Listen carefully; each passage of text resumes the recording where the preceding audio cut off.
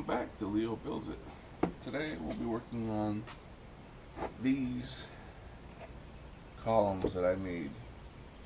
I was asked to make custom table legs for a factory made table. The dimensions of the opening between the aprons and the runners for the table legs are 5 1/4 by 5 1/4, so I have to make these out of cabinet grade birch plywood. I ripped them down to 6 inches. Sorry, no, 5 3/4 inches. And then with a test piece, I snuck in on the cuts. I made the first cut up to the edge of the board. At 45 degrees, I used my cell phone. I have an app for finding angles because I don't have a digital angle finder. I want to make sure that the blade on my older Craftsman table saw was set to 45 degrees. Once I had the blade set to 45 degrees per the app, I went ahead and made the cut, and sure enough, I tested it with a speed square, and it was at 45 degrees. So I continued on, made my first cut, and then I snuck in the cuts on subsequent cuts so that the outside veneer of the plywood would be 5 1/4 inches, which it is now. And then I made a elaborate binding using blue painter's tape. Well, not really elaborate, just simple binding. I made it the edges, ran a line of tape, and then I reinforced it both laterally and with intersecting pieces of tape. I glued it down. I used some clamps to, excuse me, I have bugs in my face, to make the pieces, and the clamps weren't there to apply pressure to squeeze the boards and take them out of shape. They were just there to hold the boards in place while the glue set up, and the glue's doing all the work. There are no nails here. The seam is very sharp because it is a 45-degree cut, and the seam for the majority of the legs, or all the legs, is nice and tight, and the frame came out perfectly. So as you can tell, the legs are hollow. For now, I have they're not cedar, I think they're Douglas fir 6x6s that I'm going to be squaring down to whatever the inside dimensions of the tube is, because eventually this is going to get mounting hardware for the table that's going to go on. So for right now, I mean, this is basic woodworking stuff, I guess. I've seen a lot of videos on how to make legs, and I was thinking about maybe going down and getting a couple of 2x6s, cutting them down to the length of the table leg, and then laminating them and so forth. But when you have multiple pieces of 2x6 that get cut from different pine trees, you get the end grain, or the grain will be different from one side of the leg to the other side of the leg. And at least with a full sheet of birch veneer plywood or cabinet grade plywood, I can pretty much dictate how I want the grain to flow. I can dictate how I want the marbling to flow. The marbling is the darker pieces of the wood, so that it all looks like it's cut from one log. And that's where I want the aesthetics of having it look like it came from one log. This is going to get stained to match the existing table. After I sand it, and that's what I'm doing this morning, is sanding it. Once I have it smoothed out and ready for staining, I have a scrap piece of plywood and stain with the 4 stains that I think will match the table. I will take it down to the customer's house, have her tell me which one she likes the most, coming back and staining these suckers and applying a satin polyurethane on it. And I'm not really concerned about the shade of the legs being slightly different than the shade of the table. The table is an MDF composite with a thin wood veneer over it. She wanted me to refinish the tops and keep the aprons and legs the same color. But after letting her know that her wood table isn't really wood table, she was a little upset. It's understandable. You spend a lot of money on a alleged wood table, and you're told later on it's not. So this is the compromise. I create the new table legs, which is what I'm doing today. We match it, seal it.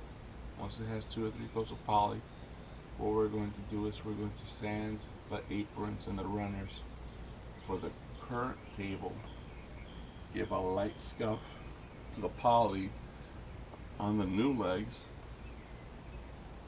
mate it to the table, make sure everything's nice and square and plumb. Once we have that, we're going to paint it, the runners and the aprons, a color she hasn't shown me yet, so that it will offset the deep reddish cherry or mahogany look of the table. And then what we're going to do is we're going to lightly sand off that paint off of the legs and off the aprons and runners. And then once what we're looking for is to make it look like it's aged, like there are 2 different pieces. The tabletop was its separate piece, and the frame for the table is its own separate piece. And they were mated, and we're looking for an aged look to where the paint has rubbed off from years of use. That's been chipped off, or scraped off.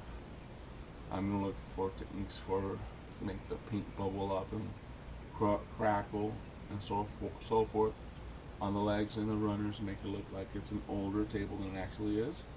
And then once she's happy with it, I'm gonna poly all that crap in and make sure that it doesn't fall off or flake off, because they do have a small animal. I think she said they have a dog.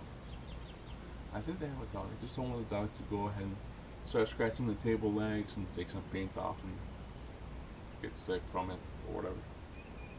So that's what I'm working on this morning. It's currently 6:45 in the morning. The sun's coming up, as you can see in my face, in the reflection. And then the glasses pick it up. I do apologize for it. So what I'm going to do right now is sand lightly with 150 grit the top veneer of the table leg on all 4 sides. Come up to the edge. I'm going to leave the edge. I have an 1/8 inch round over bit. I confirmed that the veneer goes in about 1/8 of an inch, maybe a little bit thicker than that. The top veneer is for the wood, and hopefully I won't take out too much of the detail. I'm going to set my trim router to about 1/16 of an inch on the curve, so that it barely touches the corner, and as it goes through, the wood will absorb most of the stain that will be applied for it. So that's what we're working on today, and now the first aprons are coming in. You know, I could use a trim router and trim back my edge of the legs, or what I could do is see that didn't come out in the first one. If I can knock off the edge with sandpaper, which I'm pretty sure I should be able to. I just don't want to mess something up. So what I'm going to do right now is I have a scrap piece of plywood left over from when I was making these frames. That's what they are. They're currently kind of like wrapping a column. And then once I have the 6x6 trimmed down enough so I can slide in, and I'm going to dial in on the cuts, making sure that I don't take off too much, because you know how the old saying goes, you can always remove off of wood, you can't add back, and then you ruin a piece. So these are supposed to be the pieces that they'll get added to the ends, so that I have something that matches the veneer. So what I'm going to do now is I'm going to sand this real quick and see how far I can take it as I can knock off the edge.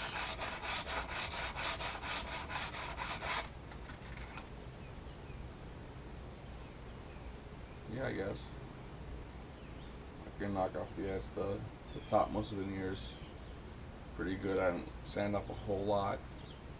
Just try it again and see how much I can take off.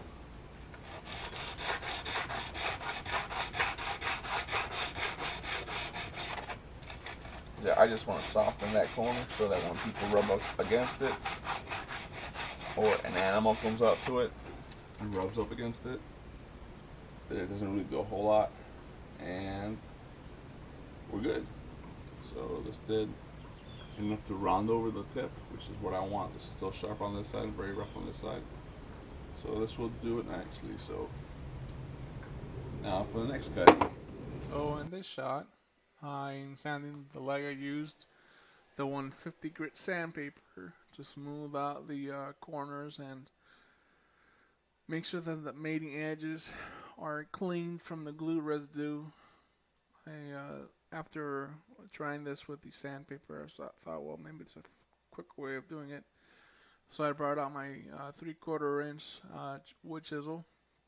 It's a little old, it's rusty, it's a bit dull, but it gets the job done. After which I use the sandpaper again to lightly sand the faces of the legs. I'm trying not to sand through the wood top of the veneer.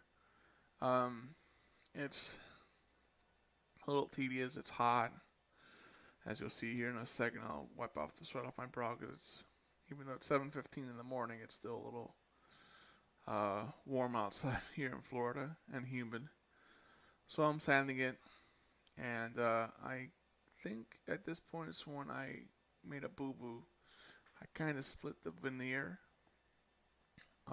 using the chisel, so I'm trying to figure out a way of gluing it and gently clamping it, placing it inside. Now this is a different piece from the original piece.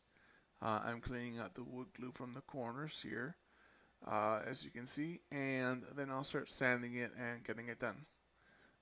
Thank you guys for watching Leo Builds It. Please comment, like, and subscribe. And have a great rest of your day. Thanks.